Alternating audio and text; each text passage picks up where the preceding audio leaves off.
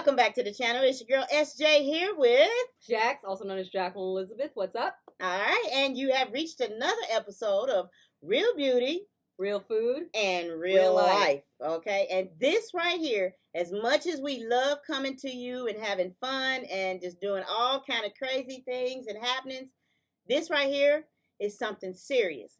This has been going across the world in different cities, different states, rich people, poor people. Everybody has known someone or have heard of someone that has experienced issues in this lifestyle that is going on. And we need for you all to listen to what Jax has to say about this. And you make sure you listen for any kind of signs or anything that you can do to help the next person that you may see have some of these signs that she may have for you and information and kind of help them out. And don't be afraid not to say nothing. This is the time you have to be a snitch. Yeah. Because sometimes people fail to realize what people are going through. No matter how good they seem like they have it, it's not always the case. Yeah. So, Jax, I'm going to leave you to this, and please let the Real Beauty, Real Food, Real Life people know what is going on. All right, guys. So I wanted to talk about something. Today is actually a very important anniversary for me. I'm just going to go ahead and just cut to the quick with this one. On this day, 3 years ago, my father walked in and found me completely sprawled out, naked, and with just pink, red, and white vomit coming from my mouth. And I was completely unconscious. And what my father walked in on was my suicide attempt. So 3 years ago on this day, I attempted suicide. And to be honest with you, I didn't think I'd actually live to talk about it. Like, cause I was just, I don't even know where to begin.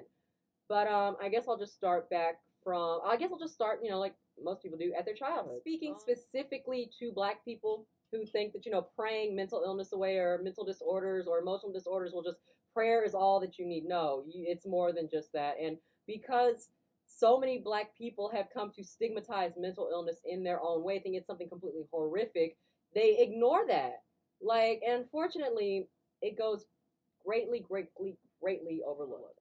With me, you could see the signs very early that I had very early depression. I have been suicidal since age 9. And you're probably wondering, okay, well, what the fuck do you have to be suicidal about when you're 9 years old? To be honest with you, a lot. Oh God. I was like just tormented as a kid. I don't mean just bullied. I mean I was absolutely tormented by my peers for how I spoke, how I looked, how I carried myself. Even at that young age, I was never cool enough to fit in with my cousins. I was always considered a white girl, for my hobbies, because I love video games and rock music and comics and anime and manga, when all of my peers and my friends and my sisters, etc., like that, were all into hardcore hip hop and rap and R&B, and they knew what was going on. They're salivating over B2K. I'm salivating over Kurt Cobain. So it began very early, and then you have to take in the fact that I had a very, very, very, very unstable upbringing as well. I've endured sexual, emotional, and physical abuse from a very, very, very young age. And at that point, when I decided to end my life, I'd like to say my very first suicide attempt was actually when I was 12 years old. And I'd stolen a ton of pills, like from my grandmother. And I had just wanted to kill myself. I was so done with it. I was just so done with, like, at that age, I was tired. Like, why me? Why me? Why me? Why me? And if you don't think that these kids are out here feeling this way, and you just think, oh, toughen up, it'll get better, or X, Y, Z, etc., why would somebody do that? Why would a child do this? It's not because they're weak. It's because they are broken. It's because they've been too strong for too long, and nobody's hearing them. It feels like you're all by yourself in this fucking world. And on the day I decided to commit suicide, I was probably at the lowest point of my life. I was heavily addicted to heroin. I had lost my boyfriend. I had lost, who I thought would be the only good man that would ever love me and care about me. I had it all. I was modeling. I was writing, et cetera, et cetera, et cetera. Like, I had a beautiful life. And when I lost all of that, due to my addiction just getting completely out of hand, it was just like, it was too much. I felt like that my life at that point had, like, meant nothing. Like, there was no point in living anymore. Like, what's the point? Like, I hate myself, and I hate to have to live with all the trauma that I have been through. At that time, I was prostituting myself like on a regular basis. I was homeless to the extreme. I mean, the shelters, sleeping on trains until like they would stop running. I was trying to act like nothing was wrong. Like, and I was using the drugs to cope with other issues that I had, other issues that I thought, oh my God, like, when you are so desperate for just that relief from the memories, because once you like inject or snort or however, if you have done heroin, if you've ever been an addict in general, it's just like you need that peace, you need that sense of calm in you. And to be perfectly honest with you, it was hell. It was absolute hell for me. There is a statistic, and this is a very true statistic, that says if someone in your family has committed suicide, someone close to you, pardon me, someone close to you has committed suicide, excuse me, if someone in your family has committed suicide, like a mother, a father, a sibling, a grandparent, what have you, there is an extremely, extraordinarily high chance that someone else in your family will commit suicide. Something else that really truly traumatized me is because for the longest time I didn't know. Like, I knew for the longest time there was something wrong with me. There was something completely and totally wrong with me, even from like a young age. I knew there was something wrong with me. I'm just like, why am I so different? Like, why am I having these thoughts? Like, why can't I just seem to escape like this torment that I am in? But when you grow up in a black family, unfortunately, it's just like, oh, there is no such, mental illness. That's a white people thing, or just pray it away. It'll get better. But it doesn't get better with prayer. It gets better with medicine, and it gets better with counseling. Prayer helps, I'm sure, but it's not a prayer thing. It's a hormonal imbalance thing. It is here. This is how you are wired. You just don't wake up one day and think I'm completely depressed. You don't wake up one day and think I want to kill myself. You don't wake up one day. No, this is something that builds up over time. Now, and because like I said, I grew up in a black family. My family just did not tell me. My family actually lied to me and hid the fact from me that my grandmother had committed suicide. My maternal grandmother, and I always knew there was something wrong with her. Like, you can always tell. You can always tell. Like, even as a child, like, my grandmother was an alcoholic. She was heavily addicted to pain pills, and that is exactly how she chose to end her life. She took a ton of Tylenol 3, and that was the end of it. However, I had been lied to all these years, and then thinking, you know what?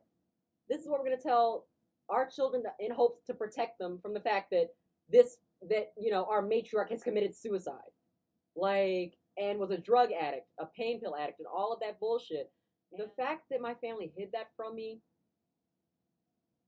it made my life so much harder, because it's just like, if you know that this is how, especially because my grandmother and I were so close. Oh my God, we were so close. I love her and I miss her every day. But I was very close to my grandmother, and it just sucks because it's just like everybody knew the pain she was in, but kept acting like it wasn't a thing. And I truly, I guess, the time for regrets is long since passed, but I truly wish that somebody had just reached out to her, like, help her, not tried to hide it or sweep it under the rug. Like, black people, we gotta stop doing that. Like, for real, like, if there's anybody who is a chance to have mental illness, it is black people. And I'm not just talking about just current trauma. I'm talking about generational trauma. That is a thing. Addiction, alcoholism, all of it is a thing, point blank. And I feel like maybe if my family disclosed that to me, maybe I would have had a better chance at understanding, hey, you know what, I'm clinically depressed. I am, mildly schizophrenic. I have, BPD, which is borderline personality disorder. And, even with all of that, at that point in my life, I was completely done. Interestingly enough, after I attempted suicide, things just got worse. Like, I cannot tell you how angry I was to wake up in that fucking hospital. Like, I was just like, wow, I really fucking suck if I can't even kill myself properly. And it was miserable.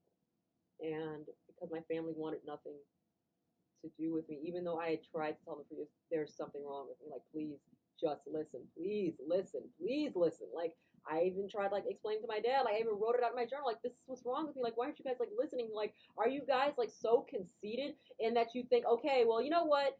If we don't acknowledge it, then that means we don't have to acknowledge what's wrong with us. And that's the problem. Like, yes, you have to acknowledge it, because 9 times out of 10, if you're a parent and your child, you think it's just acting out, no, they could be mentally ill, point blank. And then you don't want to acknowledge the fact that, hey, our child's mentally ill. Well, certainly they couldn't have gotten that from me. Yes, they got that from me. Both of my parents are mentally ill as fuck. As mentally ill as fuck as they can possibly be. But, with black people, it's just like, oh, they just have a bad attitude, or you know what, maybe they just don't feel like talking about it, whatever, whatever, whatever. After my suicide attempt, because, the hospital wouldn't release me into my family's care, because my family didn't want anything to do with me, even though I needed their support the most. Um, what it pretty much came down to is that my family just did not listen. What you have to do if you really want to prevent losing a loved one to suicide, fucking listen. Like, really just listen to them. And after I had been released from the hospital, hi Auntie. After I'd been Thank you for being here. After I'd been released from the hospital, hello Maggie. After I'd been released from the hospital, I was in another homeless shelter, and that's where I actually met the most abusive man. It was actually, honestly, interesting enough, it was a Christian rehabilitation center, and that it wasn't. It was as corrupt and as perverse as you can imagine. And so I met the most abusive man I think I've ever known, and got pregnant and had an abortion and just kind of flittered around from like place to place to place to place to place to place to place to place to place. And you know what? I'm just too fucked up. I can't be loved. I'm incapable of love being. Like, it's just like you just hate yourself. You hate yourself so much. And I will say that people just don't wake up hating themselves. You have to be taught to hate yourself. You have to constantly hear nothing but abuse. You have to endure horrendous abuse, making you feel like you're nothing. That brings me to the happier point of my story, actually, because I did a video like this same time last year for my 2-year anniversary, and interestingly enough, I didn't think that I would actually live to see 30. And long story short, my life is wonderful now. It really is. It's beautiful. It's incredible. I'm getting ready to start my life. Like, it feels like I'm starting. What? I'm getting ready to start my life with a man who I'm going to marry, who loves me very deeply, who knows about my history, knows that I was a prostitute, he knows that I was a heroin addict, he knows all of this, and all of the stuff that I thought that would be too heavy for anybody else to handle. Like, that bitch is way too much bag. Hello, Maggie. Maggie. Like, just like all the stuff that I just thought would be too much for me to endure and stuff like that, not talking about it, thinking, oh my God, he's not going to want to be with me, and, I'm completely incapable of. He was just like, okay, next. Like, let's build a life. Like, we'll help you get through that. Like, everything like that. So I'm getting ready to marry, like, an incredible man, and getting ready to move into my first, like, apartment. Like, I say this is my first apartment because, I haven't actually had my name on a lease in, like, 4 or 5 years. Like, so, essentially, once you've been homeless, once you've been a drug addict, once you've been to the very bottom of the rung, you don't think there's any way up, but there is. And I want to tell you right now, you may not think it, but it gets better. It truly does get better. You will find people who understand you. I shut out the natural instinct is to shut people out when you're going through so much turmoil and stuff like that, because you can't expect them. You don't think they'll understand. Surprisingly enough, when I went public with most of this stuff, like when I was writing about it for Afropunk, or I was on Facebook talking about it, that's when I found out who supported me the most. All my friends were still there, even though I had been I had done some horrendous shit in my life. Some things that would make me completely incapable of just being loved and being loved. And I'm still working on trying to not be that person, because now I have too much to live for. I'm writing comics and manga. I'm playing video games for a living. I write for a living. My one constant in my life has always been writing. I get to do that for a living. I get to marry an amazing man who loves me. My family still loves me. My friends are still here for me. So I'm literally telling you, it gets better. I know you're thinking, oh, it'll never get better. No, it really gets better. Like, I can't tell you what a struggle is. You'll relapse, but you got to be so kind to yourself during this time. You have to understand, you will fuck up.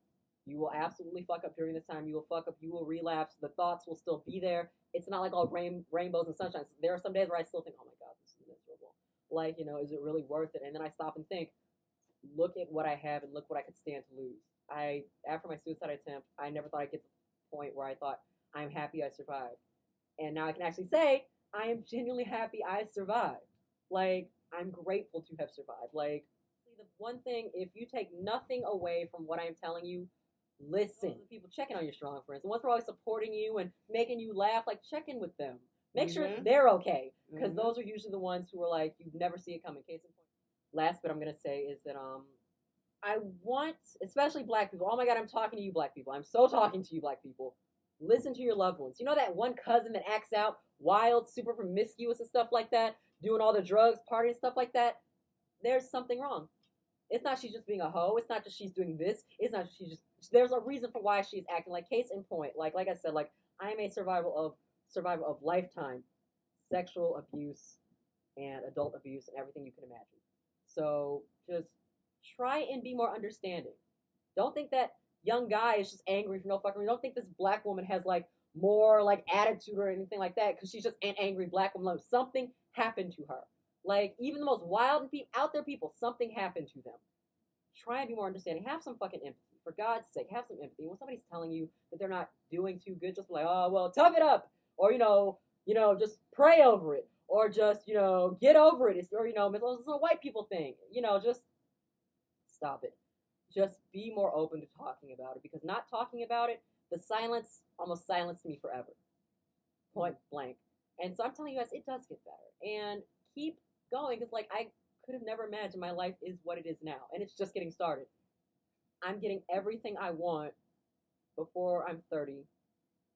I'm getting a family. I'm getting loving support. I have loving support. I have it all. I'm not rich, but I'm wealthy. And you quickly come to learn to see that. Once you have been to that point where you try and end your own life, that's when you start appreciating like the really, really small things. Everything is like, I wish I could think of a word for it. It's just like people think you're almost overcompensating when you say thank you, thank you, thank you, thank you, thank you, thank you, thank you, thank you, thank you. I'm really grateful for this. I'm really grateful for this. And they're like, oh my God, no, it's no big deal. No, it is a big deal. Like, because everything to me right now is just like, everything matters. Even like the so-called small stuff. I take joy in knowing that I'm alive to do all of this. Now I'm talking about getting married and having children, and now I'm more prepared to help my children. If I can recognize signs in my children. If suddenly my child stops talking, or if they start suddenly acting out, like what happened? You can talk to me about this. Like I've been there. I've done it all. Self-harming, cutting, burning, you name it. I've done it. Like if it exists, I've done it. If it's happened, I've lived through it for the most part. So just listen. The best advice I give is just listen. Just check in on people. What if you don't have anybody to check in with? If you don't have anyone to check in with, there are resources out there. Believe it or not, suicide hotlines do actually work. And if you don't have anybody, you're at that complete edge, take your ass to the nearest hospital. Say, I'm going to hurt myself. I don't trust myself right now. And if you are, especially if you are a black person, because they will just think, oh, you're just being over-exaggerating. You're over-exaggerating. You're making a big deal out of nothing. No. Make sure you are fucking heard. Take yourself to the nearest hospital. Get the help you need. It's easy. It's very hard to get the help that you need, but it is possible. It is totally possible to survive some of the things that I have been through and still look back and think, wow, like even 1 year ago, there's so much change, like in who I am as a person, where I'm going in my life, and now I have a purpose in life. I'm to the point where I can genuinely say I'm happy that I survived. So that's all. I'm gonna leave it here for right now, and I just want to give you guys like just a little positive message of hope. Just keep going. If you don't have anyone to reach out to, for God's sakes, like find me anywhere, like on Facebook, Instagram, YouTube. Like I do talk to a lot of people. Some of my friends have come to me, and even complete strangers. Like when I was still writing for Afropunk, and they read the articles that I wrote on like suicide and stuff like that, and of course having an abortion and stuff like that, everything. And they just be like, I don't understand like how you made it through that. And then I've got one of my girlfriends that I've talked down several times, and it's just like it gets better. It gets better. It truly gets better. And I promise you, it is so worth it. Just get the help that you need. And if you completely feel alone, there are resources out there. Just simply say, case in point, even if you're like looking for ways to kill myself, you put that into Google, the first thing you will see is a suicide hotline. Good deal. That pops right up. I don't know why that makes me want to cry. But there are so many resources out there. There's Facebook groups, there's friends. Like most of the people in my life are actually my online friends who I've actually never met in person, but I've known them for about 10 years or so, and it's just like they're just as real like as your actual flesh and blood like friends who you see on a daily basis. You learn to connect. You learn to connect. Don't shut down. Like continue speaking out. And one of the best things that helped me was talking about it on social media. And you think, oh my God, like all these people are gonna think that I'm quote unquote crazy or I'm completely unbalanced. I don't want them to know that part. But talking about it only helped my healing. Because then you see other people are just like, oh my God, I'm going through the same thing. What the fuck? Like you of all people are going through that? I'd have never guessed. Like it's always the ones you least expect. Even the ones that you do expect it from. Right. Just check in on them. Have more empathy. And for God's sakes, black people, stop being so thinking that being mentally ill is like such a shameful thing to be having mental disorders. You are born that way. It's a chemical imbalance. And it's also your situation as well. So it's nature and it's nurture. So do what you guys got to do to make it through the next day. And just think, if nothing else, all you do is open your eyes, you don't get out of bed, you just like, fuck it, I'm still here, but you're still here at the end of the day, congratulations, you are doing everything you can. You're still here. One more day. Go one more day by day, and it just gets gradually better. And if it doesn't, there are resources for you. There are people who can help you, even if you think you're completely alone. So that is my story. I wish I could have been a bit more articulate with it, but I'm still here, 3 years going, and I'm happy to have survived. I'm so glad for you. Don't make me cry. I'm so happy for you, and I hope things work out the best for you. Love you. You take care. Okay, but that's it. So, Auntie, please come back in here, guys. All right. So yeah, if you know someone, if you think you might know someone, or if it's you, don't be afraid to reach out. We can reach you at Jax. Yes, you can. You guys can find me on Facebook, Jacqueline Elizabeth, and on social media at JAXAXATTAXX. I'm taking a minute to plug Noir Cesar. If you can't find me through my own social media, but like I'm everywhere, so you guys can just and you can comment yes. below. Yes, please comment below. Please comment below, because I just want to say, like, I'm honestly living proof. So I'm still here, and I'm actually looking forward to life. I'm looking forward to it. I'm about to see 30. I didn't think I would, so I'm just like, all right. All right, so hopefully you all enjoyed this episode of Real Beauty, Real Food, Real Life. All right. This is SJ and Jax coming out. See y'all later. Keep strong.